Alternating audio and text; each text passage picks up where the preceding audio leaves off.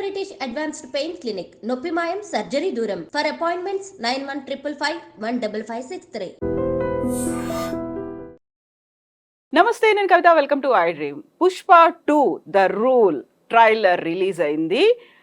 శ్రీవల్లి మాటల్లో చెప్పాలంటే పుష్ప ఒక బ్రాండ్, అదే పుష్ప మాటల్లో చెప్పాలంటే ఫైర్ బ్రాండ్. ట్రైలర్ మాత్రం ఎలా ఉంది? మనతో పాటుగా ఉన్నారు సీనియర్ జర్నలిస్ట్ మహర్షి గారు. నమస్కారం సార్. సార్, పుష్ప 2 ట్రైలర్ చూసిన తర్వాత ఏమనిపించింది? యాక్చువల్గా అది ఎలా ఉంది? బోల్డ్ అండ్ ఎక్స్పెక్టేషన్స్ ఎప్పుడెప్పుడా అని ఎదురు చూస్తున్నారు.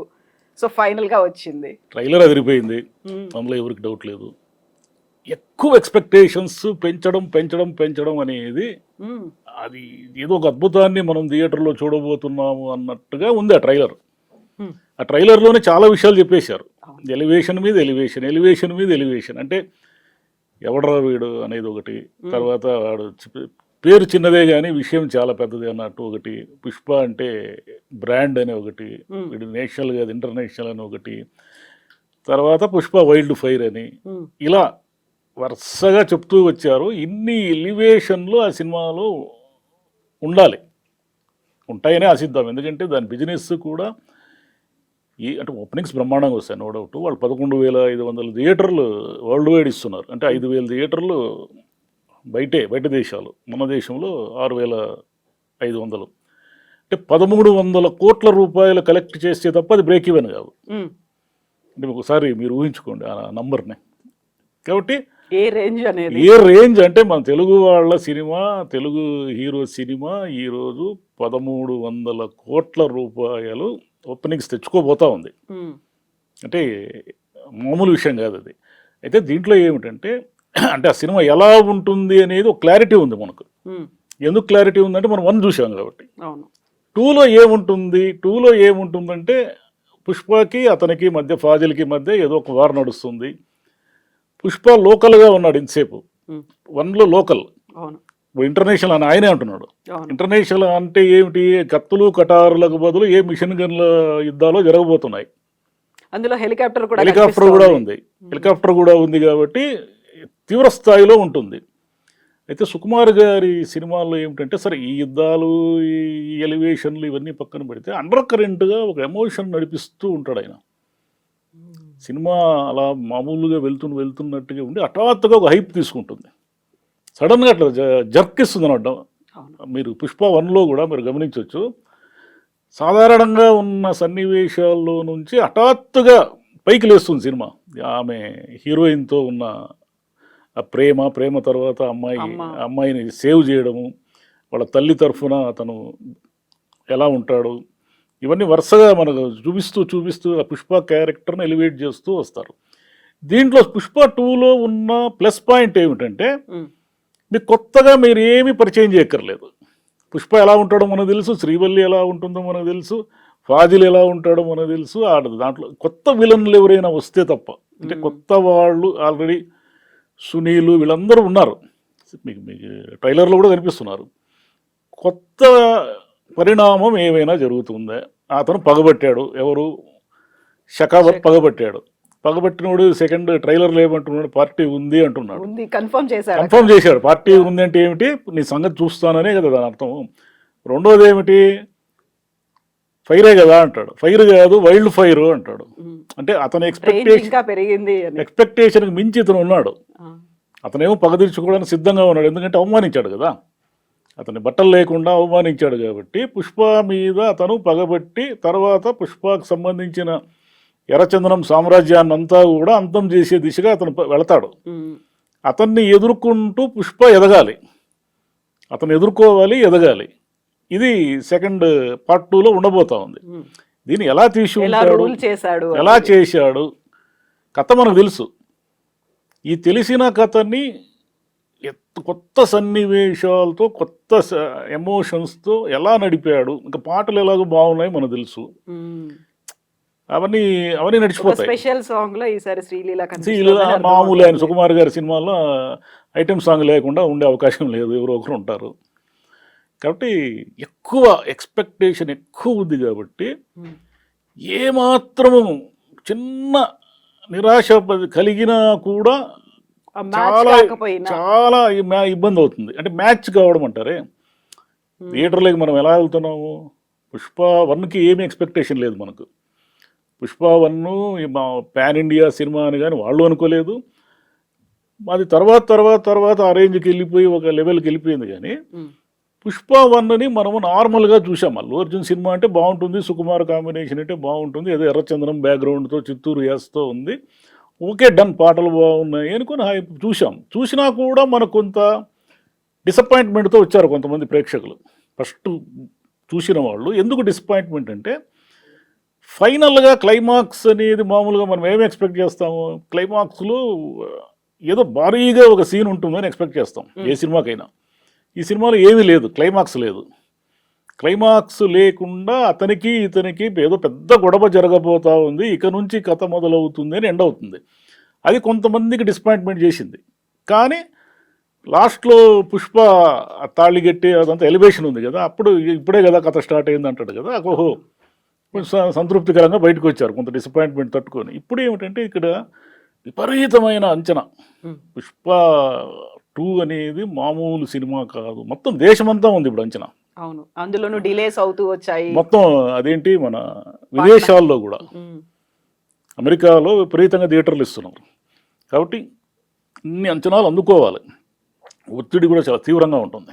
అల్లు అర్జున్ మీద కావచ్చు, సుకుమార్ గారి మీద కావచ్చు, ఒత్తిడి విపరీతంగా ఉంటుంది. ఈ ఒత్తిడినంతా తట్టుకొని వాళ్ళు ఎలా అవుట్పుట్ ఇచ్చారు, ఏం చేశారు అనేది మనకు డిసెంబర్ అయితే తెలుస్తుంది. సో అందులో మీరు ఫస్ట్ సీక్వెల్ పార్ట్ 1లో చెప్పినట్టుగా, ద రైజ్లో చెప్పినట్టుగా, అందులో అమ్మాయి సెంటిమెంట్, అమ్మ సెంటిమెంట్ ఎలా అయితే ఉంది, ఇందులో కూడా భార్య సెంటిమెంట్ అనేది కనిపిస్తుంది. అండ్ మనకి ట్రైలర్లో ఇంట్రడక్షన్లో కనిపించినటువంటి జగపతి బాబు క్యారెక్టర్లో మనీ అండ్ పవర్, దీంతో పాటుగా ఆయనకి ఏదో తెలియని సారోనెస్ కూడా ఉంది, ఏదో ఒక బాధ ఉంది అనేది. అంటే అక్కడ కూడా మళ్ళీ ఒక ఎమోషన్ అనేది కనిపిస్తోంది. అందులో బాధ ఎందుకు ఉంది పుష్పకి? తండ్రికి సంబంధించిన ఒక ఎలిమెంట్ అతన్ని మైండ్లో నడుస్తూ ఉంది. తండ్రి అనేవాడిని చెప్పుకోలేని పరిస్థితి అనేది ఉంది. ఆ కథ ఎక్కడ ఫస్ట్ హాఫ్లో పెద్దగా ఎలివేట్ కాలేదు. మీరు అదే బాల్యం లేకోసారి ఫ్లోలో మనకి వెళ్ళిపోతుంది. అతను లోపల కోపం ఉంది, అతను విపరీతమైన యాంగర్ ఉంది అతనికి అనే విషయం తెలుస్తుంది. ఎలా అంటే తల్లికి సంబంధించి ఏదో ఒక చిన్న అవమానం జరిగితేనే వాడికి మామూలుగా వాడు ఏదో తిడతాడు కదా, డబ్బులు ఇవ్వకుండా ఏం చేస్తున్నావు అని ఒకడు తిడతాడు, వడ్డీ వ్యాపారి. తిడితే పుష్ప మళ్ళీ వాడికి డబ్బులు ఇచ్చి ఊరంతా తంతాడు వాడిని. ఊరంతా వాడు చెప్పాలి, నేను డబ్బులు, పుష్ప నాకు డబ్బులు ఇచ్చేసాడు, అంటే అంత కోపం అతనికి. ఈ కోపం అంతా ఎక్కడి నుంచి వచ్చిందంటే, తండ్రి ఎవరో చెప్పుకోలేని, తండ్రి అంటూ తనకు లేనటువంటి ఒక విచిత్రమైన పరిస్థితి ఉంది అతనికి. అంటే అతను ఆర్ఫన్ కాదు, తల్లి ఉంది కానీ తండ్రి ఉండి కూడా అనాథ లాంటి వాడు. అదే ఊరిలోనే ఆ తండ్రికి సంబంధించిన వారసులంతా ఇతన్ని అవమానిస్తున్నారు, అదే ఊరిలోనే ఉన్నారు వాళ్ళు. కాబట్టి అతనిలో ఉన్న పెయిన్ ఏమిటంటే తండ్రికి సంబంధించిన పెయిన్. ఈ పెయిన్ సెకండ్ హాఫ్లో ఎక్కడ ఎమోషన్స్ ఎక్కడెక్కడ ఎలివేట్ చేస్తాడు అనేది మనం చూడాలంటే, ఆయనకి సుకుమార్ గారికి ఏ సినిమా తీసుకున్నా కూడా ఈ ఫాదర్ సెంటిమెంటు ఇలాంటివి చాలా బలంగా చెప్తాడు ఆయన. నాన్నకు ప్రేమతో మీరు చూశారంటే మొత్తం తండ్రి సెంటిమెంట్తో నడిచే సినిమా అనేది. ఇప్పుడు పుష్ప ముందు ఉన్నది ఏమిటంటే, ఒకటి ఎమోషన్ క్యారీ చేయాలి, యాక్షన్ క్యారీ చేయాలి, ఒకవైపు విలన్లంతా పొంచి ఉన్నారు. ఆల్రెడీ ఏమిటి అతని ప్రాబ్లము, ఎర్రచందనము దొంగలు అందరితోనూ వైరం పెట్టుకున్నాడు, సునీల్తో పెట్టుకున్నాడు, తర్వాత అధికారులతో పెట్టుకున్నాడు. తమిళనాడులో ఉన్నటువంటి ఎర్రచందనం మాఫియాని దాటుకొని ఇప్పుడు ఇంటర్నేషనల్ కావాలి ఆయన. హిందీ కూడా వినిపిస్తోంది, అంటే నార్త్ వైపు వెళ్తాడా లేక నేరుగా అదేమిటి జపాన్తోనే పెట్టుకుంటాడా? మనం ఎర్రచందనం అంతా జపాన్కే కదా పంపించేది, చైనా జపాన్కే పోయేది. అది నేరుగా అక్కడ వాళ్ళతోనే పెట్టుకుంటాడా, లేదా అది పార్ట్ 3 ఏమైనా చూపిస్తారా? ఇంటర్నేషనల్ స్థాయి అంటే ఏందనేది చూడాలి మరి. కానీ సినిమా, తెలుగు సినిమాకి సంబంధించిన ఒక ఇది ఉంటుంది, కీర్తి పతాకం అంటారు. ఒక కీర్తి పతాకాన్ని పుష్ప 2 ఎగరవైపోతూ ఉంది. అంటే ఇంటర్నేషనల్ స్థాయిలో తెలుగు సినిమాకు ఉన్న స్టామినా, అంటే తెలుగు సినిమాలు ఇలా తీస్తారు, ఇంత అంటే దేశం ప్రపంచమంతా చూసే విధంగా తీస్తారు అనే విధంగా అది ఉండబోతుందని అందరూ ఎదురు చూస్తున్నారు. యా పుష్ప 1తోనే జాతీయ స్థాయిలో ఉత్తమ నటుడి అవార్డు వచ్చింది. పుష్ప 2 అనేది ఇప్పుడు నేషనల్ అనుకున్నారా? కాదు, ఇంటర్నేషనల్. అంటే is he giving any indication అది మళ్ళీ ఆస్కార్ రేస్ లో ఉండబోతోందా? ఉండొచ్చు, ఏముంది, మనకు త్రిబుల్ వచ్చింది కదా మనకి. మన తెలుగుకు ఆస్కార్ అనేది మనం కల్లో కూడా ఊహించలేదు కదా. ఇప్పుడు కల్లో కూడా ఊహించినటువంటి విషయం ఒకటి త్రిబుల్ తెచ్చుకుంది కదా. అయితే ఆస్కార్ అనేది మన వరకు రాదు అని మనం చాలా స్పష్టంగా ఉన్నాం కదా. అట్లాంటిది మనకు వచ్చిందంటే రేపు పుష్ప 2 కూడా రావచ్చు. అంటే ఆస్కార్ అనేది ప్రపంచంలోంచి దిగేం రారు కదా. వాళ్ళు నటులే, వాళ్ళు సినిమాలే కదా తీసేది. కాబట్టి మన వాళ్ళు కూడా సినిమాలే కదా తీస్తున్నారు. సో ఆ మేకప్ కూడా ఒక టిపికల్ గా ఉండేటువంటి బాడీ లాంగ్వేజ్, గోర్లకి నెయిల్ పాలిష్ దగ్గర నుంచి కూడా మొహాన మేకప్, చీర కట్టుకోవడం, ఇవన్నీ మేబీ ఒక క్యారెక్టర్ కు తగ్గట్టుగా చేసి ఉండొచ్చు. కానీ ఇప్పుడు ఆ స్థాయిలో ఉన్నటువంటి ఒక హీరో దానికి యాక్సెప్ట్ చేయడము అనేది ముందు నుంచి అంటే సెకండ్ సీక్వెల్ అనేది రిలీజ్ లేట్ అవుతోంది, బయటికి న్యూస్ రావట్లేదు, ట్రైలర్ ఎప్పుడు అనేది తెలియదు, ఇవన్నీ అనుకున్నప్పుడు బోల్డ్ అని రూమర్స్ వినిపించాయి. ఇద్దరి మధ్యలో పడట్లేదు అనేది, డైరెక్టర్కి ఆర్టిస్ట్కి పడట్లేదు, అందుకే గ్యాప్ అనేది పెరిగిపోయింది, చెప్పా పెట్టకుండా అల్లు అర్జున్ ఎక్కడికో వెళ్ళిపోయారని ఫోటోలు వీడియోలు ఇవన్నీ రిలీజ్ చేశారు. సో వాటన్నిటికీ ఒక ఫుల్ స్టాప్ పెట్టినట్టు అయిందా? ఇంత పెద్ద ప్రాజెక్ట్కి ఖచ్చితంగా రూమర్స్ ఉంటాయి. రూమర్స్ లేకుండా ఇంత పెద్ద ప్రాజెక్ట్ ఎలా నడుస్తుంది? దాంట్లో కొన్ని నిజాలు కూడా ఉండొచ్చు. అంటే వాళ్ళకి డిఫరెన్సెస్ మీన్స్ అదేమి ఆస్తి గొడవలు కాదు కదా. ఎక్కడో ఒక చోట ఇంటెలెక్చువల్ డిఫరెన్సెస్ కూడా రావచ్చు. అదేం ప్రపంచంలో గొడవలే లేకుండా ఈ ప్రాజెక్టులు పూర్తి అయిన సందర్భాలు ఏమి లేదు. అంటే నిజం ఉండొచ్చు, నిజం కాకుండా కూడా ఉండొచ్చు, రూమర్ వచ్చినంత మాత్రం. కానీ ఆ ప్రాజెక్టు మీద మనకెంత అంచనాలు ఉంటాయో వాళ్ళకి అంతే అంచనాలు ఉంటాయి, మేకర్స్కి కూడా. మనము ఎంత ఎక్స్పెక్ట్ చేస్తున్నామో వాళ్ళు కూడా జనాలని, ప్రేక్షకులని ఏమాత్రము డిసప్పాయింట్ చేసినా కూడా ఇదంతా కూడా మన పరువు ప్రతిష్టకు సంబంధించిన వ్యవహారంగా అయిపోయింది. ఇది సుకుమార్కి, అల్లు అర్జున్కి ఇది ప్రెస్టీజియస్ ఇష్యూ. చిన్న తేడా వచ్చినా కూడా జనం మనల్ని ఆడుకునేస్తారు అనేది భయం వాళ్ళకి ఉంటుంది. కాబట్టి ప్రతి చోట 1-2 సార్లు రివ్యూ చేసుకోవడము, 1-2 సార్లు మళ్ళీ చూసుకోవడము, మార్పులు చేర్పులు చేసుకోవడం, ఇవన్నీ జరగడం వల్ల సినిమా లేట్ అయి ఉంటుంది. ఇంకోటి మీరు చెప్పినట్టు ఆ మేకప్ అదంతా అన్నారు కదా, అది తిరుపతి గంగ జాతరకు సంబంధించిన బ్యాక్గ్రౌండర్ స్టోరీ. అది తిరుపతి గంగమ్మ ఏం చేస్తుందంటే రోజుకో వేషం వేసి ఆ పాలెగాడిని చంపడానికి తిరుగుతుంది తిరుపతి ఊరంతా. అది కథ. ఇప్పటికీ కూడా ఆ గంగ జాతరని అలాగే భక్తితో నిర్వహిస్తారు. అదే సాంప్రదాయంతో రోజుకో వేషం వేస్తారు. ఆ రోజుకో వేషం వేసి దాంట్లో భాగంగా హీరో ఆ చీర కట్టుకుని ఆ వేషం వేశాడు. అంటే మామూలు పురుషులు స్త్రీల వేషంలో తిరుగుతూ ఉంటారు. అంటే గంగ జాతర అప్పుడు వాళ్ళు మొక్కుకున్న వాళ్ళు అనమాట. ఆ మొక్కులు ఉన్న వాళ్ళు వేషాలు వేస్తామని మొక్కుకొని ఉంటారు. ఆ వేషంలో హీరో ఫైట్ కూడా ఉంటుంది. మీకు హీరో ఫైట్ కూడా మనకు టీజర్లో ఇది అర్థమైంది. కాబట్టి ఒకవైపు లోకల్ అంటే ఏమిటి, చిత్తూరు ప్రాంతానికి సంబంధించిన ఒక లోకల్ ఫ్లేవర్తో లోకల్గా సినిమా నడపాలి, గ్రామీణ నేపథ్యంతో సినిమా నడపాలి. ఇంకోవైపు ఏమో ఇటు అధికారులు, ఇటు ఇంటర్నేషనల్ స్మగ్లర్లు, నేషనల్ స్మగ్లర్లు అందరూ చుట్టుకొని ఉన్నారు కథలో. స్థానికంగా పల్లెటూరి నేపథ్యంతో ఉన్నటువంటి ఒక ఎర్రచందనం స్మగ్లర్గా అవతారం ఎత్తినటువంటి హీరో తనకు మించిన ఒక వ్యవస్థను ఎదుర్కోబోతున్నాడు.